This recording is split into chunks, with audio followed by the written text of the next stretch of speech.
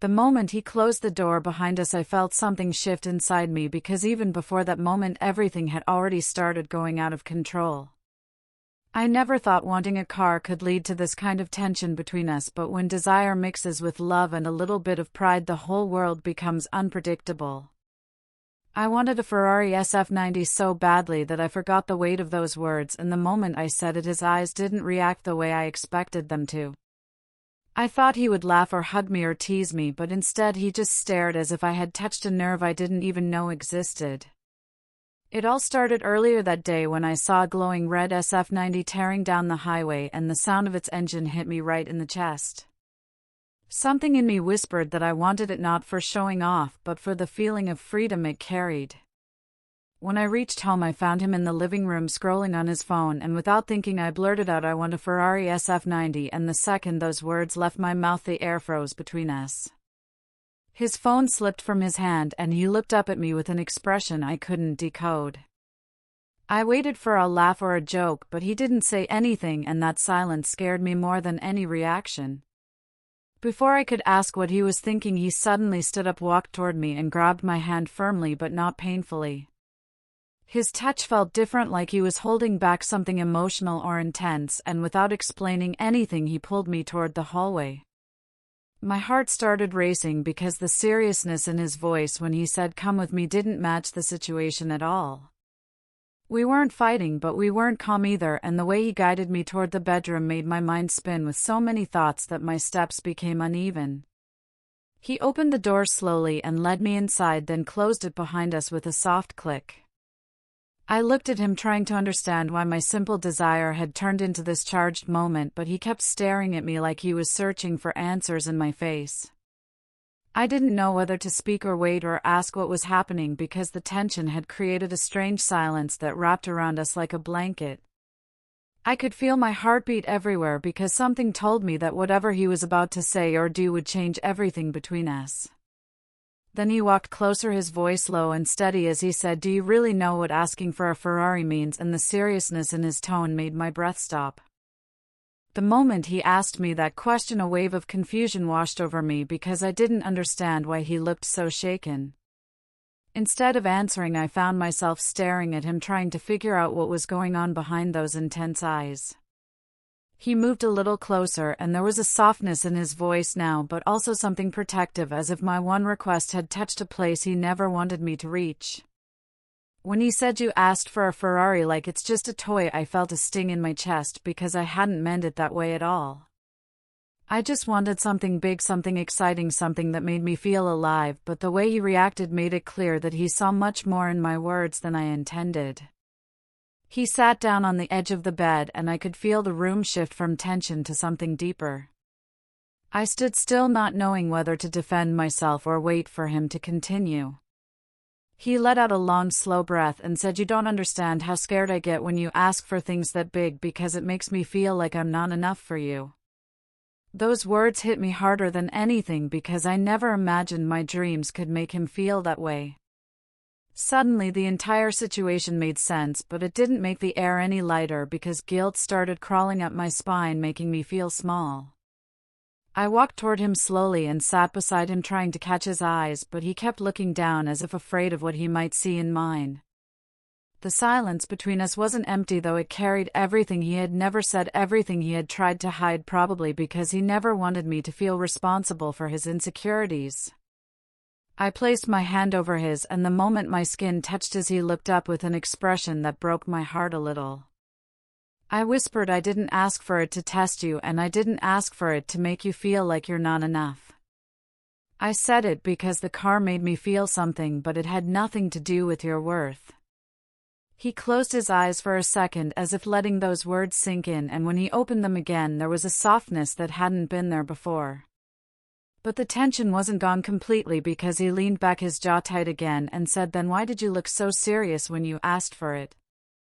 I didn't know how to explain that wanting something big didn't mean losing my love for him, and it definitely didn't mean I expected him to go out of his way to get it for me.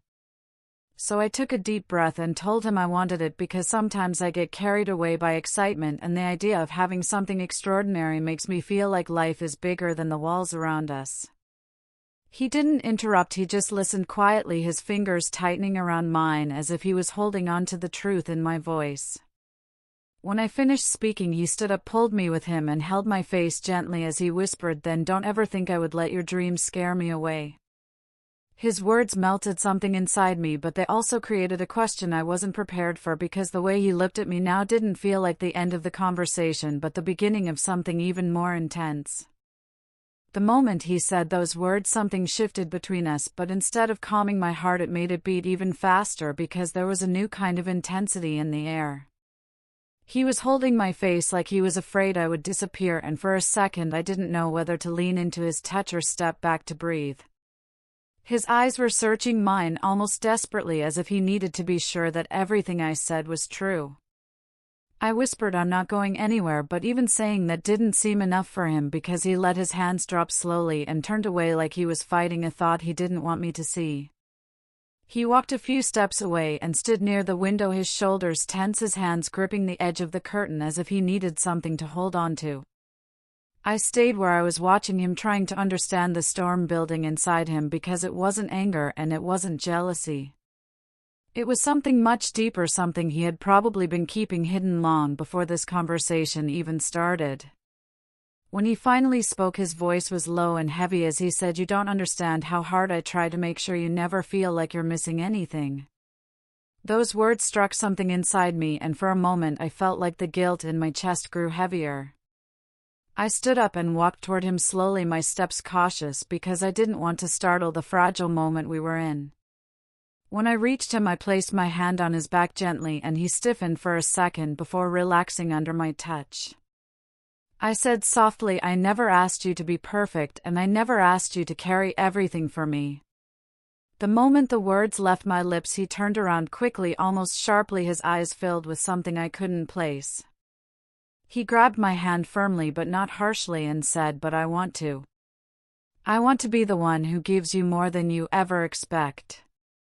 I want to be the person who makes your world feel big without you needing anything else." His voice cracked a little near the end, and that tiny crack broke something inside me too, because I suddenly realized how much pressure he put on himself.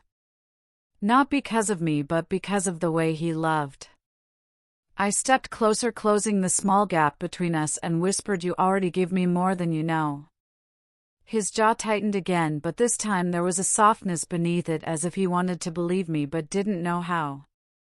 Suddenly he pulled me into his arms with a force that wasn't rough but desperate, like he needed to hold me to keep himself together. His heartbeat was loud against my chest, and for a moment everything around us felt still. He said into my hair, "I get scared that one day you'll want something I can't give and you'll outgrow me." Hearing that made my breath hitch, because I never knew he felt that deep fear buried so far beneath his confidence. I leaned back just enough to look into his eyes and said, "If you ever think I'd leave you over something like that, then you don't know how much I love you." His expression softened instantly, as if my words had wrapped around the fear inside him and loosened it little by little. But then he lifted my chin lightly, his eyes locked onto mine with a new intensity, and he whispered, "Then prove it to me." Those 4 words sent a shiver through my entire body, because they weren't a challenge and they weren't a demand. They were a plea. A raw, honest plea from someone afraid to lose the one thing he loved most. The moment he said those words, "Prove it to me," something inside the room shifted, like the air grew warmer and heavier at the same time. His voice wasn't sharp or commanding, it carried a quiet vulnerability that made my chest tighten. He wasn't testing me, and he wasn't trying to trap me. He just needed reassurance in the only way he knew how, and somehow that made the moment feel even more fragile. I stood there looking at him, trying to gather my thoughts, because for the first time I understood how deeply his fear ran beneath all the confidence he showed the world. I took a slow breath and stepped closer until I could feel the warmth of his body radiating toward me. My voice was soft when I said, "What do you want me to prove?"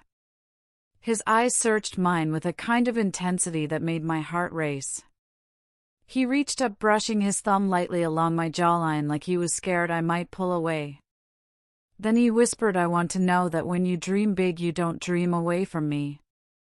His words were quiet, but they hit me with a force I wasn't expecting, because it wasn't about a Ferrari anymore, it was about us, about whether he was enough for the version of me he imagined in the future.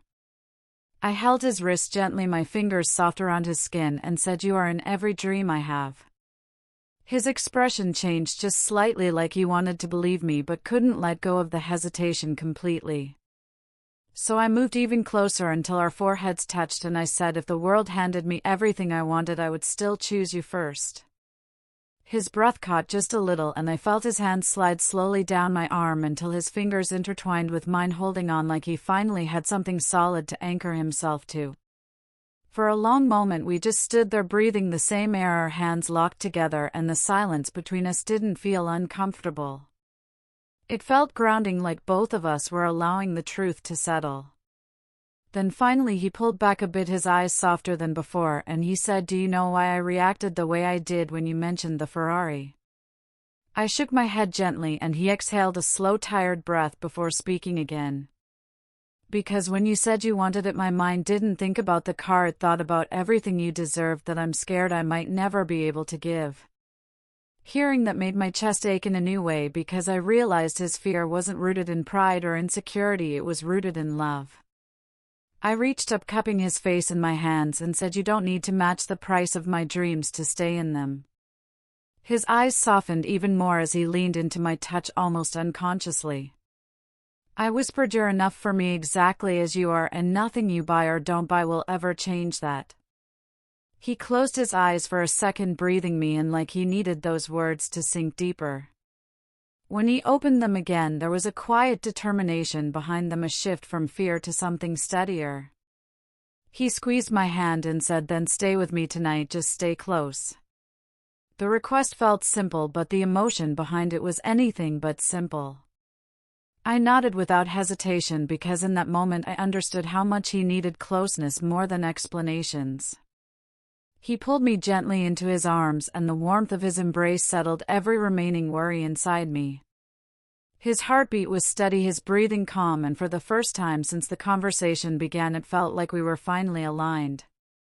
He held me like he was holding something precious, something he didn't want to lose, and I wrapped my arms around him just as tightly, letting him know without words that he wasn't going anywhere, and neither was I. The next morning carried a different kind of silence between us, not heavy, not tense, just thoughtful, like both of us were still processing the emotional storm we had walked through the night before. Sunlight filtered through the curtains, softly brushing across the room, and for a moment I simply watched him sleep, his arm draped loosely over my waist, his breathing steady and relaxed. He looked peaceful in a way that made my heart ache with something warm and protective. I realized then how rarely he allowed himself to be vulnerable, and how much trust it took for him to show me the parts of himself he usually kept hidden. When he finally stirred, his eyes opening slowly, he gave me a small, half-awake smile that felt more intimate than anything he said. "Morning," he whispered, his voice rough and soft at the same time. I smiled back, saying morning, and for a long second we just lay there staring at each other, letting the quiet speak for us. But eventually he sat up, running a hand through his hair, and his expression shifted into something more serious but calm. "About yesterday," he started, but I touched his hand gently, stopping him before he could go any further. "I know what you're going to say," I murmured, "and you don't need to apologize." He looked down at our hands as if weighing the truth of my words, then lifted his gaze again. "I still want to," he said quietly. "I wasn't fair to you." I exhaled slowly, because I knew he meant it, but I also knew that apology wasn't what I needed. "You were scared," I said softly, "and that's not something you have to apologize for." His eyes softened, but there was still a lingering uncertainty in them, like he wasn't sure if he deserved that kind of understanding. So I sat up, facing him completely, and held his hands in mine. "Listen," I said, "everything I said last night I meant. I love dreaming big, I love wanting things, but none of those dreams matter if they don't include you." He blinked a few times, his jaw tightening just slightly, like he was trying to hold back an emotion he wasn't used to showing. Then he whispered, "You really mean that?" I nodded without hesitation. Every word. Something in him shifted again, like the last piece of doubt finally loosened its grip. He leaned forward, gently pressing his forehead to mine in a gesture that felt grounding and intimate. "I'm going to trust that," he whispered. "And I want you to trust me too. I want to give you the world, not because you ask, but because you deserve it." His voice cracked just a little, and I squeezed his hands tighter, letting him know I heard every unsaid emotion in his words. After a moment, he pulled back, looking at me with a quiet determination that hadn't been there the night before. "So here's what's going to happen," he said, his tone firmer but still gentle. "We are going to build this life together, one step at a time. Not with pressure, not with fear, and definitely not with competition. I want your dreams to grow with us, not away from us." His words felt like a promise, one that settled deep inside my chest, warming every insecure corner that had been shaken before. I nodded softly, saying, "Then we'll build it together." He smiled, a real smile this time, one that reached his eyes, and for the first time since the Ferrari conversation began, it felt like we were finally standing on steady ground. He lifted my hand and pressed a soft kiss against my knuckles, a gesture so small yet filled with more meaning than any grand action. Then he whispered something that sent a gentle warmth through me. "You and me, we're not going anywhere." The next morning rolled in with that soft golden light slipping through the curtains, the kind that usually makes everything feel calm, but calm was the last thing on my mind. I woke up with this weird heaviness in my chest, like something big was waiting to happen. My phone buzzed before I even sat up straight. It was Aiden. "Morning, princess. Be ready by 8. I'm picking you up. We're going somewhere special." "Somewhere special? After everything that happened last night?" My heart did this tiny flip, half excited, half scared.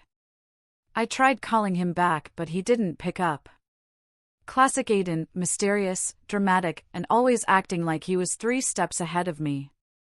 I showered quickly, changed into a soft cream sweater and denim jeans, kept my makeup light but polished, and let my hair fall naturally in soft waves. The moment I stepped outside, Aiden's matte black Tesla slid in front of me like a scene straight out of a luxury movie ad.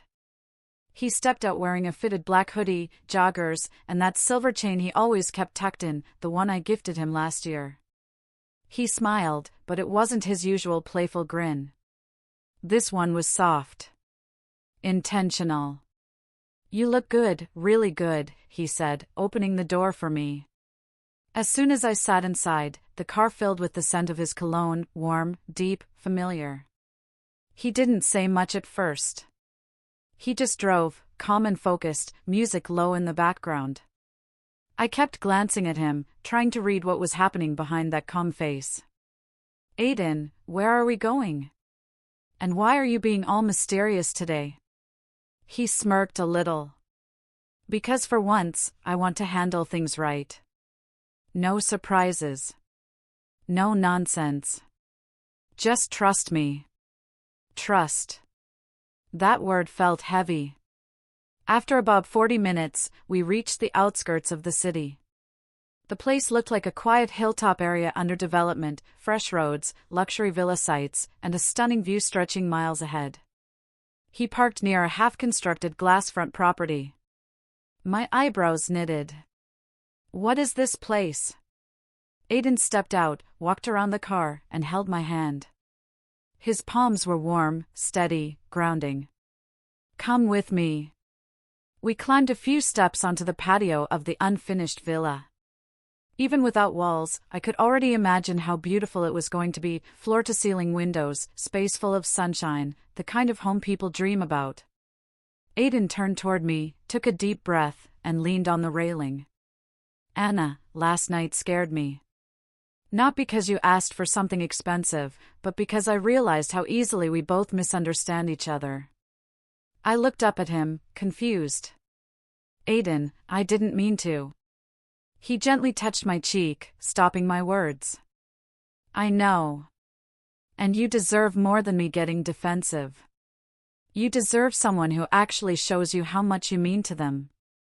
I froze. "This place," he continued, "is one of the projects I've been working on. And when I was here last week, all I could think about was you. Us. Our future. Not in a rushed way, but in a real way. My heart started pounding so hard I could hear it in my ears. Aiden, what are you saying? He looked straight into my eyes, no jokes, no teasing, just raw truth. I'm saying I want a life with you, Anna. One we build together. One where we don't fight over phones or money or expectations. One where we talk. Trust. Grow.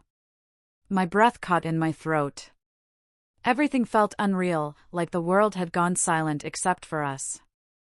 I love you, Anna. I always have. And I'm ready to prove it, not just say it. My eyes stung instantly. I didn't expect this. Not here. Not now. Before I could speak, Aiden stepped closer, tucking a strand of hair behind my ear.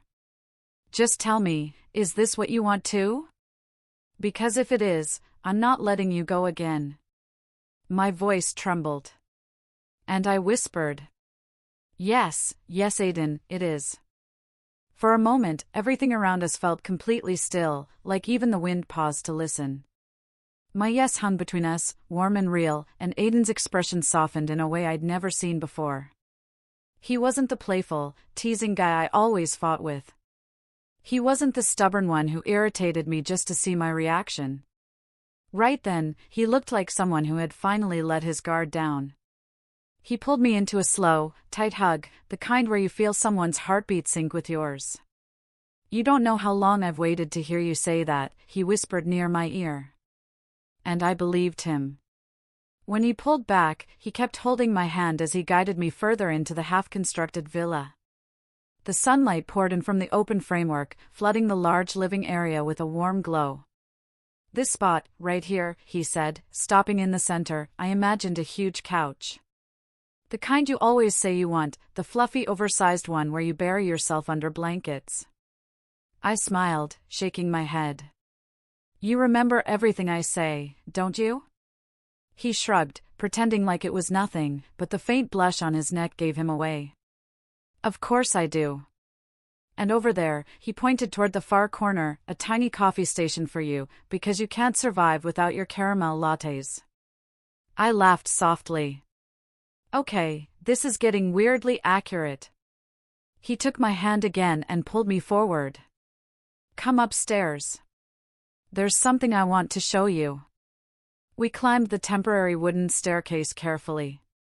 The upper floor opened into what would eventually be a master bedroom, wide, airy, with an insane view of the city from the hilltop. The light breeze brushed against my skin as we stepped out onto the open balcony platform. Aiden stood behind me, wrapping his arms around my waist. Look at this view, Anna. The city sparkled in the distance. The world looked peaceful from up here. This could be ours one day, he murmured. My heart squeezed. Aiden, are you serious about all this? About us staying together long term? He turned me around slowly, his hand still resting on my waist. Anna, I've never been more serious about anything. I know we're young. I know life changes. But when I picture my future, you're in it. Not as a maybe, but as my person, asterisk asterisk. I swallowed hard as emotion rushed through me. But what if we fight again? What if we misunderstand each other? What if? He placed a finger on my lips, gently. We'll talk. We'll fix things. No more running. No more silence. No more ego. If we want this, we work for it. Together. His words hit deeper than any fancy gesture ever could. I finally nodded. Okay, then I'm all in too. Aiden smiled, that slow, boyish smile that always melted me. But before I could fully settle into the moment, he suddenly stepped back and clapped his hands once. All right, enough emotional stuff. Now it's time for the real surprise. My eyes widened. Aiden, what surprise? What are you planning now? He didn't answer. He just grabbed my hand and pulled me downstairs again. We walked outside toward the car, and he popped the trunk dramatically. Inside was a sleek black Apple box. My heart jumped. Aiden, no. Don't tell me. He lifted the box out slowly, like he was presenting a diamond crown. You wanted the iPhone 17, right? He said with a half smile. Well, this one's not exactly yours. Not yet, at least. I blinked. What do you mean not yet? He leaned closer with that mischievous spark in his eyes. It's yours, if you survive my 3 challenges today. I stared at him, speechless. Challenges? Aiden, are you serious? He grinned. Dead serious. You want luxury? You gotta win it. My jaw dropped. This man was unbelievable. But deep inside, I loved every second of it. Fine, Aiden. Bring it on. Aiden held the iPhone box with the confidence of a game show host, smirking like he already knew I was about to lose. Challenge number 1, he announced, stepping back and crossing his arms. You have exactly 10 minutes to find the 3 hidden markers I placed somewhere on this property. If you fail, the phone goes back in the trunk. I stared at him. You hid markers? On an entire construction site? Are you insane? He just winked. Timer starts, now. Go! For a second, I stood frozen, then adrenaline kicked in, and I sprinted toward the half-framed living room like my life depended on it. Dust rose under my shoes as I scanned every wooden plank, every beam, every corner. I muttered to myself. Markers, markers, where would a stubborn, annoying, overly dramatic boyfriend hide markers? Then I spotted it, bright red, stuck between 2 wooden boards. Marker 1. I snatched it triumphantly and yelled. Found one. From outside, Aiden shouted back. 9 minutes. I rolled my eyes so hard they could have left my head. I rushed upstairs next, heart pounding, checking behind boxes, under tools, inside buckets. Nothing. I was about to give up when a gust of wind moved something near the balcony. A small plastic yellow cap peeked out from behind a metal toolbox. Marker 2. Oh my God, how did you even put this here? I whispered as I grabbed it. 6 minutes. Aiden roared from below. I groaned. I swear I'm breaking up with you after this. Not aloud, he yelled back, laughing. 1 more. Only 1 more. I sprinted downstairs so fast my hair flew everywhere. Sweat trickled down my back as I scanned the ground level again. My eyes darted across every shadow, every pile of wood. Then something clicked in my head. Aiden. Coffee. My caramel lattes. I rushed to the corner where he had pointed earlier, the space he planned for a mini coffee station in our future living room. And there it was. Taped under a wooden board. Bright blue. Marker 3. Yes! I screamed, lifting it like the trophy of the century. Aiden walked inside right on cue, clapping dramatically. 2 minutes left on the clock. Not bad, sweetheart. I stuck my tongue out at him. Challenge 1 done. Hand over the phone. He raised a brow. You wish. We've got 2 more. I groaned.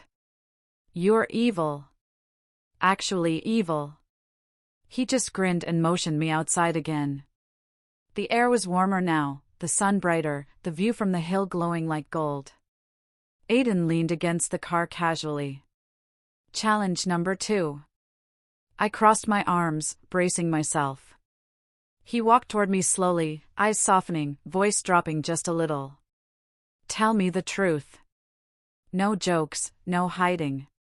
What do you actually want from us, 5 years from now? My heart stopped. This wasn't a game anymore. I looked at him, really looked at him, messy hair, dusty jeans from the construction site, sunlight catching the curve of his jaw. But his eyes, they were dead serious. Aiden, that's not a challenge. That's a trap. He stepped closer. No. It's the only answer that matters. Tell me your real vision. Not the fancy stuff. Not the cars. You and me. 5 years. What do you see?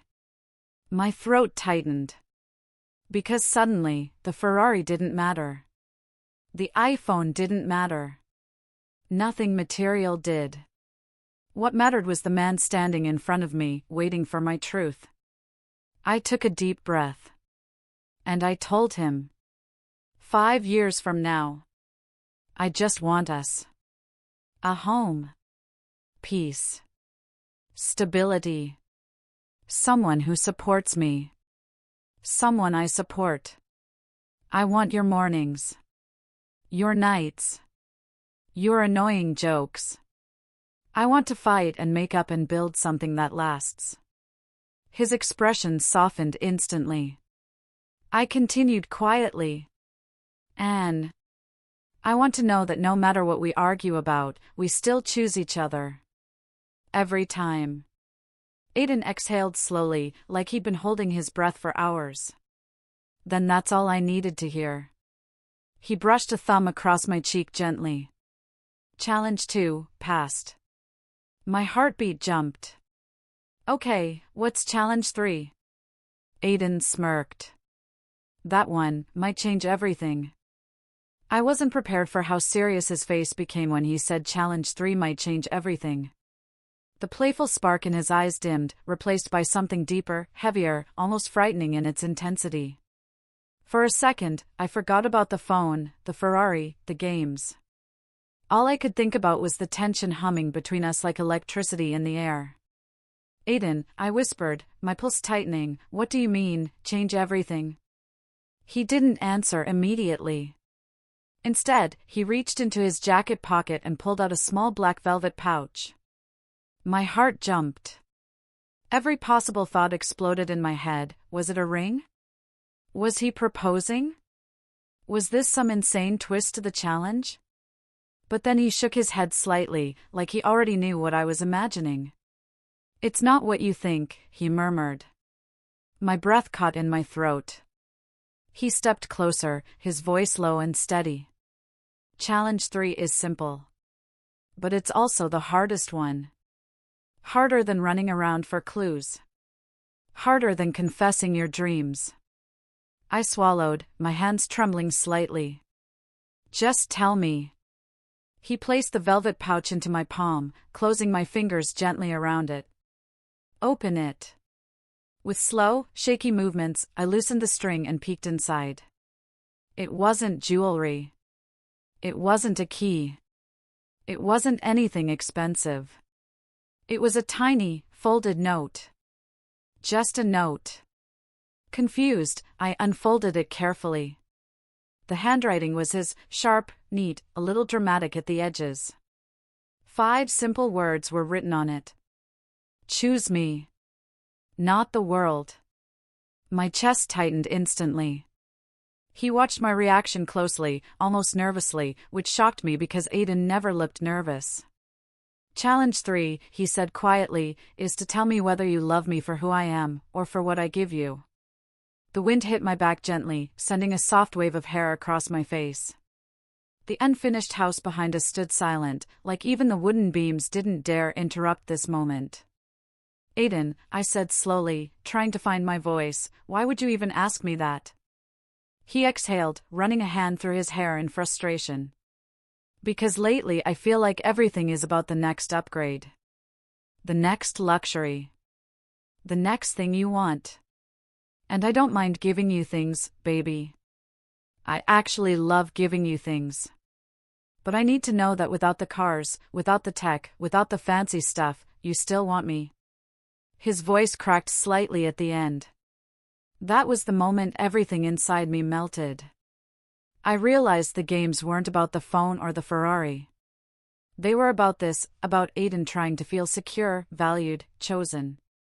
I stepped closer, placing both hands on his chest. You think a car could replace you? I whispered.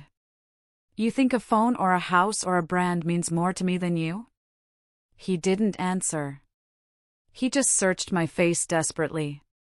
So I told him the truth. Aiden, none of that stuff matters if I don't have you. I tease. I complain. I dream big. Yes, I want beautiful things. But I want them with you.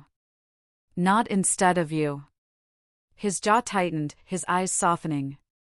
I added, louder this time. Choosing you isn't a challenge. It's my default.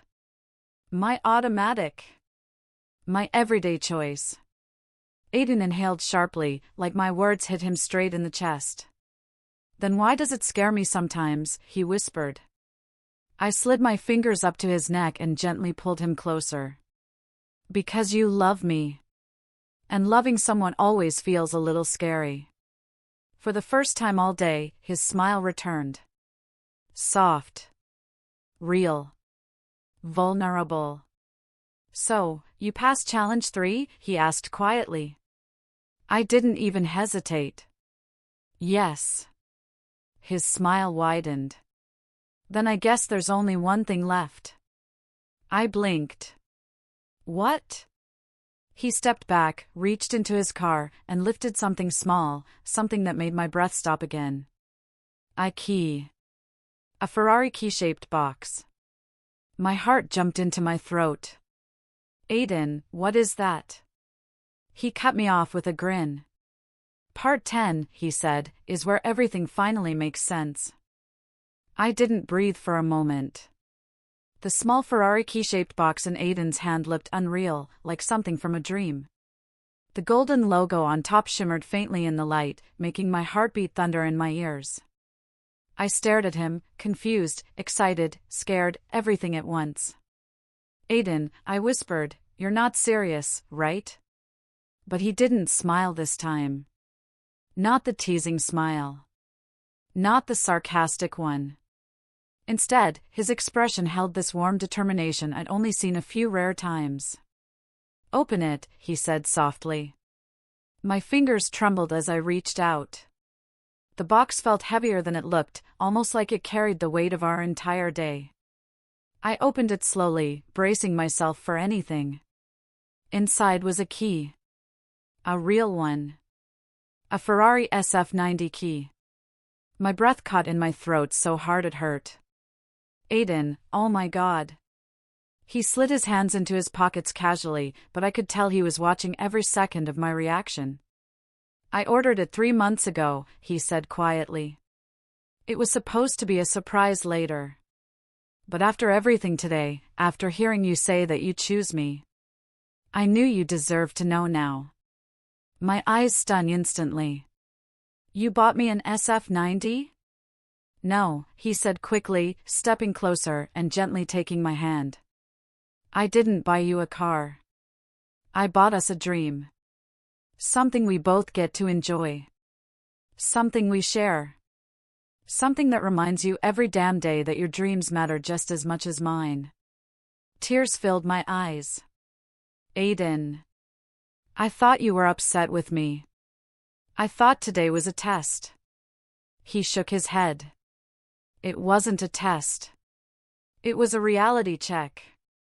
For both of us. I needed to know that I wasn't just a stepping stone to luxury in your eyes. And you needed to know that I'm not scared to spoil you. I only get scared when I feel like I might lose you.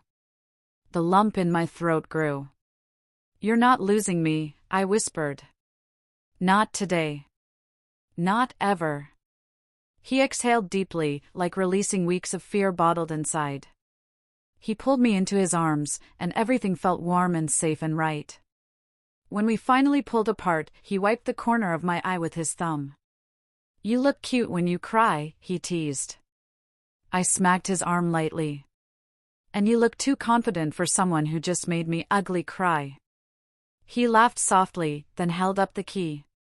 You want to see it? My entire body lit up. Yes. We walked hand in hand as he led me toward the garage beside the unfinished house. The large door lifted slowly, revealing a car under a black silk cover. The shape was unmistakable, bold curves, aggressive front, the signature silhouette of a Ferrari. My heart pounded so loud it felt like the whole garage could hear it. He grabbed the cover and looked at me. Ready? I nodded without thinking.